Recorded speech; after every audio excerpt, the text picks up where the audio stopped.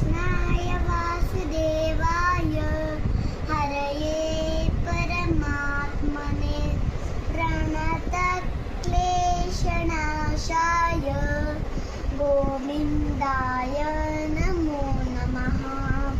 करचरणकृतं वा कायजं कर्मचं वा स्मरणमयं चं वा मानसं वापराधं विहितं वा सर्वमेतत्क्षमस्व। जय जय करुणाब्धे श्रीमहादेव शम्भो। त्वमेव माता च पिता त्वमेव बन्धुसखा त्वमेव विद्यां द्रवणं त्वमेव सर्वं मम देव